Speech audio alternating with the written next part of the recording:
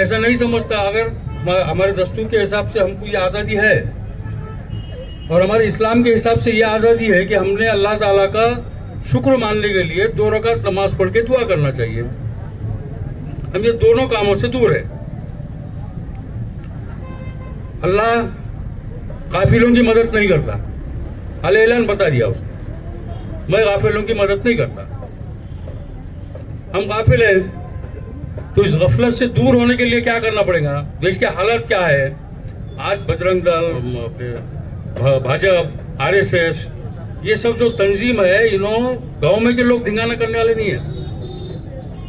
دلی میں بھی کچھ لوگوں کو لا کے جمع کیا گیا, وہ لوگ آ کے حملہ کیے, ان کو معلوم نہیں ہے ہماری برادران وطن سے کس طریقے کا سلوکہ ہے, کس طریقے سے رہنا چاہیے, کس طریقے سے رہ رہے ہم, ہمارے خیالات کیا ہے, ہم اس کا عمل کیا کر رہے ہیں, اسلام ہم کو کیا سکھا رہا ہے.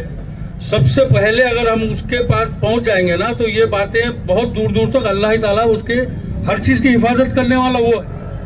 ہم میں یہ جذبہ آنا چاہیے, کلام پاک کا نام سنے, حضور کا نام سنے, باقی چیزیں سب ختم ہو گئی. بابر بین جیسا بولے جیل بھرو آندولن کرنے کا ہے, ہم غافل ہیں تو ہماری مدد کیسے کریں گا؟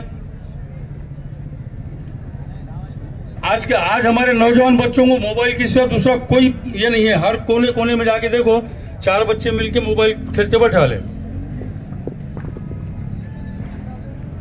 ہمارا جذبہ یہ ہونا چاہیے, ہماری جان دینے کی تیاری ہونا چاہیے. کیوں تو ہم کو مرنا ہے, ایک دن مرنا ہے بھائی, حق ہے.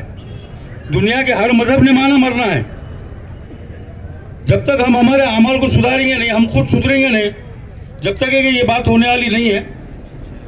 اور آج یہ قسم کھا کے اٹھو یہاں سے کہ اگر جس دن بھی ایسا موقع آیا تو اس دن سب سے پہلے میری جان جائے, ایسا میں عمل بھی کروں گا اور اس کو حقیقت میں بتاؤں گا بھی ویسا. اس طریقے سے ہم عمل کر کے یہاں سے ارادہ کر کے اٹھو, انشاءاللہ اللہ ہمارے ساتھ ہے. اگر مسلمان اپنے آپے سے باہر آ جائیں گے تو کوئی زندہ نہیں بچے گا, لیکن اس کی اجازت نہیں دیتا اسلام, اور کوئی لڑائی کے لیے بھی تیار نہیں. کسی کو دل کو تکلیف پہنچانا یہ غلط بات ہے. تو لہذا میں تمام لوگوں سے گزارش کرتا ہوں کہ جو حکمران ہے کہ ان کی بارگاہ تک میری اپیل پہنچائے, وہ میری بات کو سمجھے کہ مسلمان اب بھی امن و سلامتی چاہتا ہے, مسلمان سکون کی زندگی گزارنا چاہتا ہے, مسلمان سکون کے ساتھ زندگی گزار کر اللہ کی عبادتیں کر کے اللہ کی بارگاہ میں حاضر ہونا چاہتا ہے. اسے مسلمان کو جنگ کی ضرورت نہیں ہے, لیکن اگر آپ ابھارو گے, اسلام کے خلاف کام کرو گے تو پھر مسلمان کو مجبوراً کھڑے ہونا پڑے گا. تو لہذا اس بات کا خیال رکھیں اور اللہ تعالیٰ ہم سب کو صبر عطا فرمائیں اور ہمیں نبی کریم صلی اللہ علیہ وسلم سے سچی پکی محبت کرنے کی توفیق عطا فرمائیں. اللہ تعالیٰ اسلام کی اور مساجد کی, مدارس کی اور خانقاہوں کی اور علماء کرام کی اور نبی کریم صلی اللہ علیہ وسلم کی شان کی حفاظت فرمائیں, اور نبی کریم صلی اللہ علیہ وسلم کی شان میں ہمیں زیادہ سے زیادہ اپنی زندگیاں گزارنے کی توفیق عطا فرمائیں. یعنی غیر مسلم کو تکلیف دینے کا ہمیں درس نہیں دیا گیا ہے. آقا نامدار صلی اللہ علیہ وسلم کو اللہ تعالیٰ نے تمام جہانوں کے لیے رحمت بنا کر مبعوث فرمایا ہے. حضور پاک صلی اللہ علیہ وسلم کسی ایک قبیلے, کسی ایک قوم کی طرف نبی و رسول بنا کر نہیں بھیجے گئے ہیں. ہمارا اسلام کا پیغام صرف مسلمانوں کے لیے ہی نہیں ہے بلکہ تمام مذاہبوں کے لیے ہے کہ آؤ اسلام کو پڑھو اور اسلام کو دیکھو. آج بھی ہمارے پاس ہندو بھائی آتے ہیں, درگاہوں میں آتے ہیں اور ایمان والے علماء سے ملتے ہیں تو واقعی جو ہے متاثر ہو جاتے ہیں. اور برجستہ میرے ساتھ بھی یہی ہوا ہے کہ کئی ہندو بھائی جب ہمارے ساتھ رہے اور ہمارے کردار دیکھے تو وہ متاثر ہو کے بولے کہ واقعی میں اسلام جو ہے امن و سلامتی والا مذہب ہے, اور اسلام قطعی جو ہے ظلم برداشت نہیں کرنے کا حکم بھی دیتا ہے. ظالم جو ہوتا ہے وہ ظلم کرنا اللہ, یعنی ظالم کی دعا جو ہے, جو ظلم کرتا ہے اور ظلم سہتا, ظلم کرنا بھی اسلام اجازت نہیں دیتا ہے اور ظلم سہنے کی بھی اجازت اسلام نہیں دیتا ہے. لہذا ہم پر اب ظلم سہنا ہمارے اندر ہمارے برداشت کے باہر ہو رہا ہے, کیونکہ ہمارے آقا دو جہاں صلی اللہ علیہ وسلم کی شان میں گستاخیاں ہو رہی. ہم کیسے برداشت کریں گے؟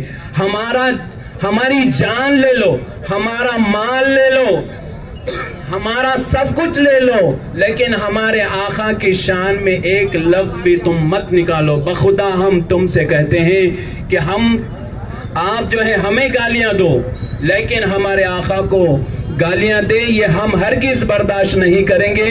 مسلمان کتنا بھی چاہے گناہگار ہو وہ آقا دو جہاں صلی اللہ علیہ وسلم کی گستاخی ہرگز برداشت. تریپورہ میں جو مسلمانوں کو پریشان کیا گیا ہے، ہم ایک وہ قوم ہے کہ صرف مسلمان پریشان ہوتے ہیں تو ہم راستے پہ نہیں آتے ہیں.